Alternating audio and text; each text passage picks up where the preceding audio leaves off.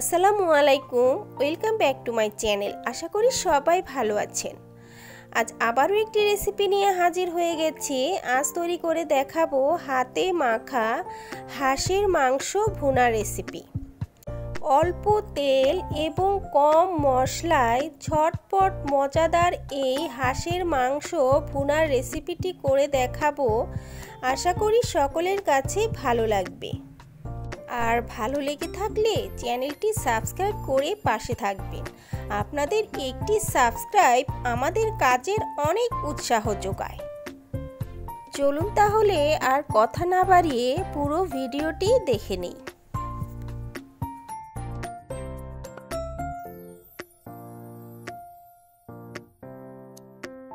যেই হাঁড়ির মধ্যে আমি হাঁসের মাংস ভুনা করব, সেই হাঁড়ির মধ্যে মাংসগুলো নিয়ে নিয়েছি। মাংসগুলো আমি ছোট ছোট টুকরো করে কেটে ভালোভাবে ধুয়ে পানি ঝরিয়ে নিয়েছি। এখন এর মধ্যে এক এক করে মশলাগুলো দিয়ে দিব। দিয়ে দিচ্ছি 1 চা চামচ আদা বাটা, 1 চা চামচ রসুন বাটা, 2 চা চামচ কাঁচামরিচ বাটা, 2 টেবিল চামচ টমেটো সস, 1 কাপ পেঁয়াজ কুচি, 2টি তেজপাতা, 4 থেকে 5টি এলাচ, 2 থেকে 3 টুকরা দারুচিনি, 1 চা চামচ ধনিয়ার গুঁড়া, 1 চা চামচ জিরার গুঁড়া, স্বাদ মতো লবণ, পরিমাণ মতো তেল। আরও দিয়ে দিচ্ছি 1 কাপ দুধ। এখানে দুধটা অবশ্যই দেওয়ার চেষ্টা করবেন। দুধটাকে আমি জাল করে নিয়েছি। এখন সবগুলো উপকরণ হাত দিয়ে ভালোভাবে মেখে নিতে হবে। এই কাজটি একটু সময় নিয়ে করতে হবে।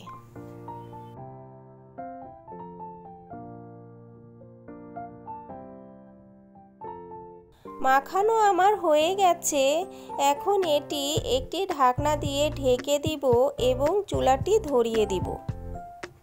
এই পর্যায়ে চুলার ফ্লেমটা হাইয়ে রাখতে হবে বলক আসা পর্যন্ত। মাংসের বলক চলে এসেছে। এখন চুলার ফ্লেমটা মিডিয়াম টু লোতে করে দিতে হবে। এখানে আমি কোনো প্রকারের পানি ব্যবহার করব না। এভাবেই নেড়ে চেড়ে লো হিটে মাংসগুলো সেদ্ধ করে নিতে হবে।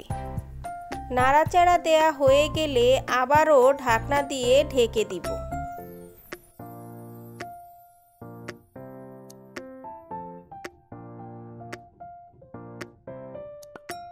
ফিরে এলাম 6-7 মিনিট পর। অফ ক্যামেরায় আমি 2 থেকে 3 বার মাংসগুলো নেড়ে চেড়ে দিয়েছি। দেখুন তেল ভেসে উঠেছে। মাংসগুলো খুব সুন্দরভাবে সেদ্ধ হয়ে গেছে। সব শেষে দিয়ে দিব হাফ চামচ ভাজা জিরার গুঁড়া, হাফ চামচ গরম মশলার গুঁড়া। নামিয়ে নেওয়ার আগে অবশ্যই ভাজা জিরার গুঁড়া এবং গরম মশলার গুঁড়াটা দেওয়ার চেষ্টা করবেন।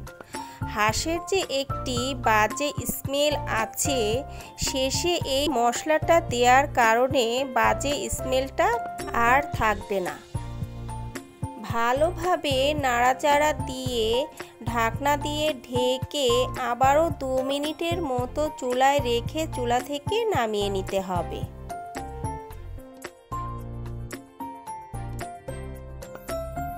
তৈরি হয়ে গেছে খুবই মজাদার হাতে মাখা হাঁসের মাংস ভুনা রেসিপি। একবার হলেও বাসায় ট্রাই করবেন আর কেমন হয়েছে আমাকে জানাবেন।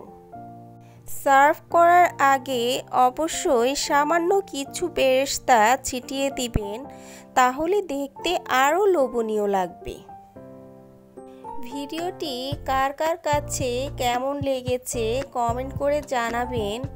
ভালো লেগে থাকলে ভিডিওতে একটি লাইক আর বেশি বেশি শেয়ার করে দিবেন। আল্লাহ হাফেজ।